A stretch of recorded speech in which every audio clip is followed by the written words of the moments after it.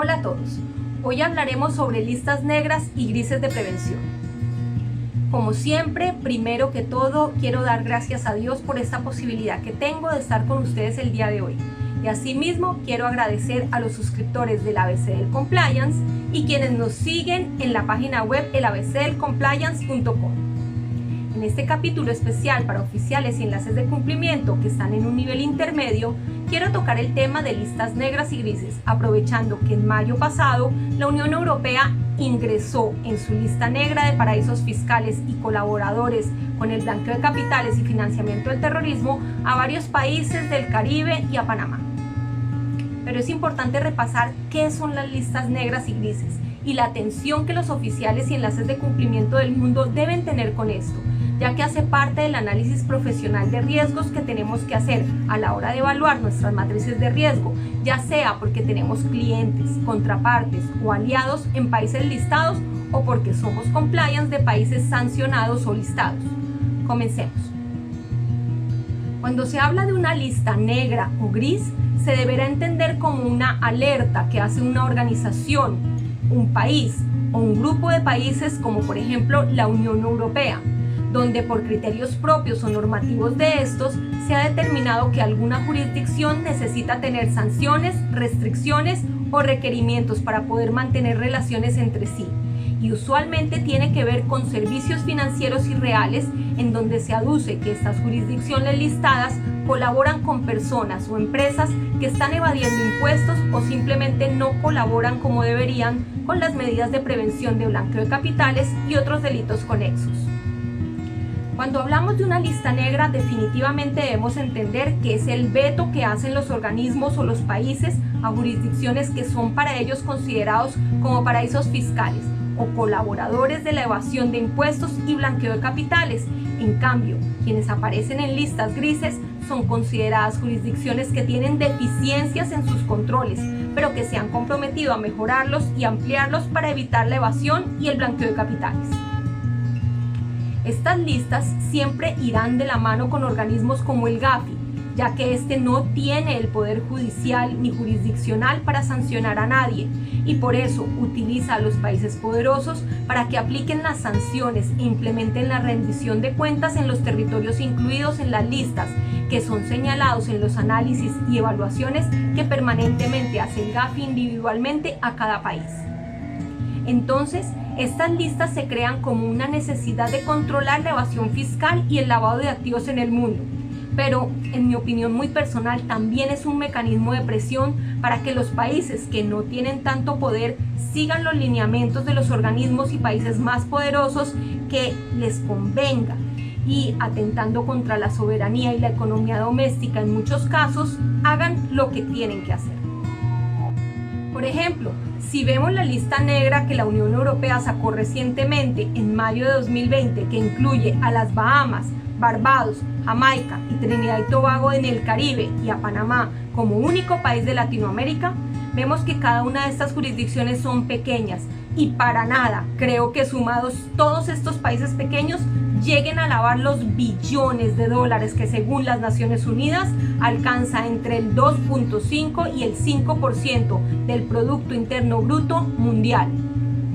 Para quienes ya llevamos un tiempo en esta profesión, sabemos que los grandes paraísos fiscales y los mayores centros de lavado de activos y los más rentables del mundo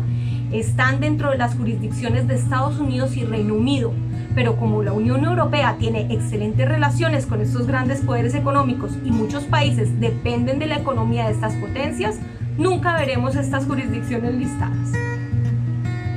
Volviendo al punto, las razones por las cuales que se incluye a estas 4 naciones del Caribe y a Panamá dentro de estos criterios de la lista negra es porque los países que conforman este bloque europeo no hallaron evidencia alguna de que los países listados hayan logrado evitar la evasión de los impuestos ni el lavado de activos,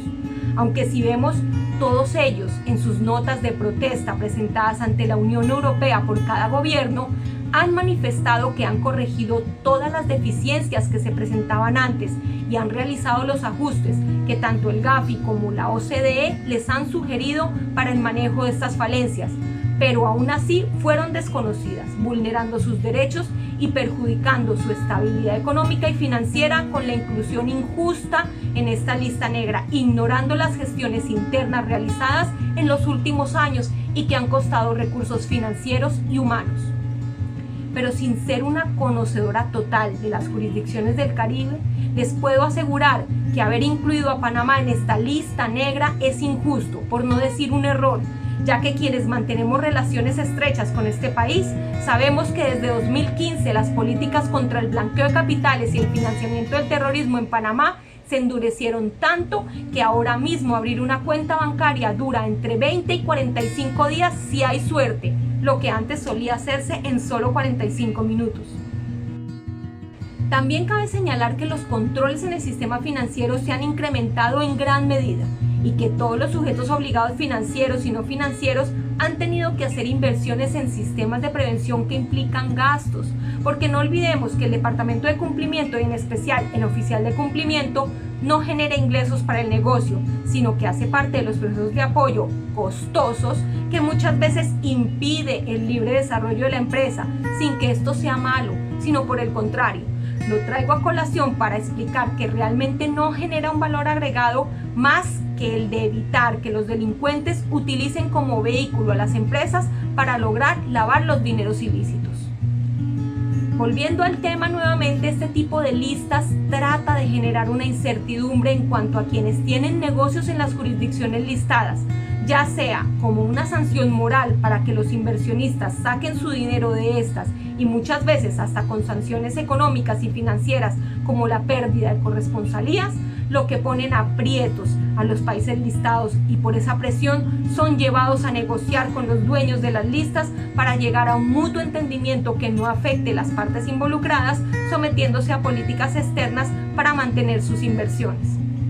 Por todo esto es que los que manejamos la parte de compliance debemos estar sujetos a nuevas normas implementadas por cada gobierno cada vez que hay una amenaza para ingresar a una lista y así cambiar nuestros procesos dentro de los sistemas de riesgo y prevención con el fin de no estar en ninguna lista negra ni gris.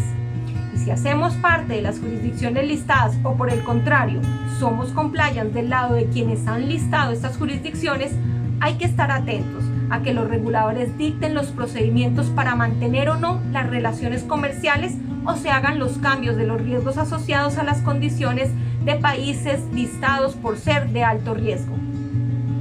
En conclusión, el tema de las listas negras y grises no dejará de ser un dolor de cabeza para los oficiales y enlaces de cumplimiento, pero estoy segura que con las capacitaciones y el entrenamiento correcto se comprenderá de la mejor manera estas situaciones. Así, bajo el entendido de que nuestra obligación es colaborar al máximo con el gobierno y las instituciones de control y prevención, cada uno de nosotros estaremos permaneciendo por fuera de listas negras o grises para nuestros países y así lograr el bienestar de todos. Por ahora es todo lo que quería compartir con ustedes, esperando la oportunidad de tenerlos en un nuevo capítulo próximamente. Que Dios los bendiga.